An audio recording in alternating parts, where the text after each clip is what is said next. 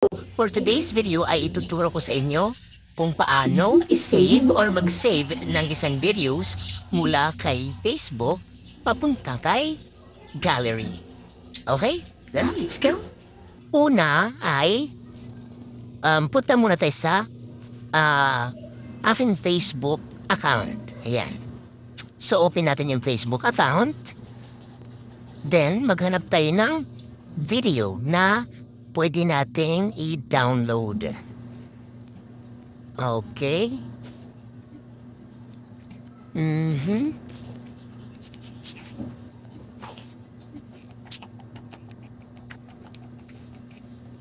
Okay, for example,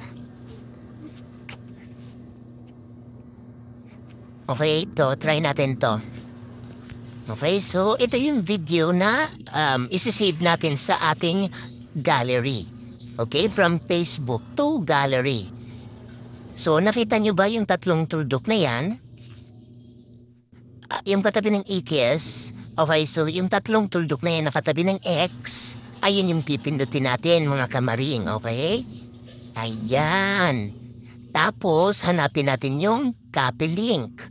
So, ito yung copy link. Ayun ang copy link. Then, exit tayo. Punta tayo kay Chrome. Punta natin si Chrome. Ayan. Pindutin natin.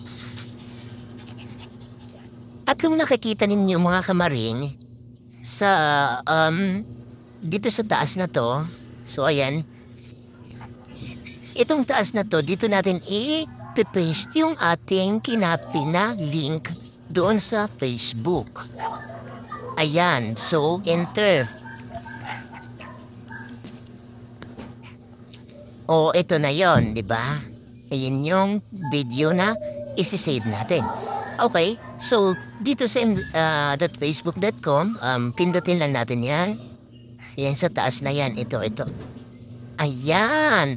At kung nakikita ninyo yung parang lapis dyan sa gilid, ito, pindutin din natin to para ma-edit natin yung nandito sa pinakataas. So, punta tayo dito sa pinakaunahan, okay? Punta tayo sa pinakaunahan. Ayan. So, kung nakikita nyo, nababasa nyo ba yung m.facebook.com watch, yan, blah blah blah.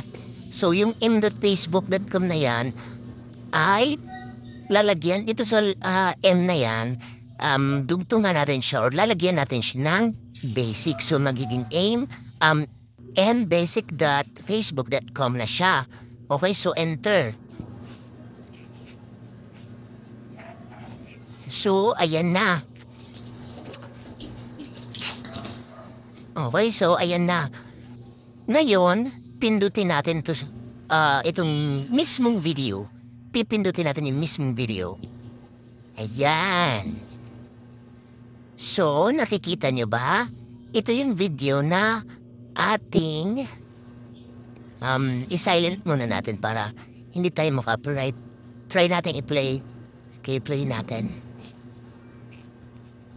So, ito yung video na yon. Ayan. Ayan yung video natin, okay? So ngayon, ang gagawin natin ay ayan o, nakikita nyo ba yung tatlong dot na yan? Yung tatlong tuldok na yan sa gilid, dito sa pinakababa. Pipindutin natin yung tatlong tuldok na yan.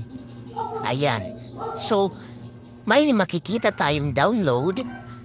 Pipindutin din natin yung download para mag-download na ito, para mag-save na ito sa ating gallery. Okay? Again. Ayun! File downloaded. Okay, so bakit kaya hindi siya na-download kanina? Ngayon, open natin siya.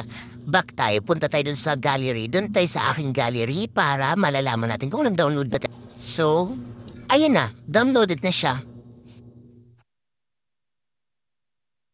Okay, downloaded na siya. So, ganun lang kadali. Ganun lang siya kadali. Napaka-basic, di ba? Napaka-basic. O ayan, nasundan niyo ba ang ating video? Sana ay natulungan ko kayo at kung kung natulungan ko na kayo, please paki-share and like ng aking video at para marami pa tayong matulungan kung paano mag-save ng video na mula sa Facebook papunta sa gallery.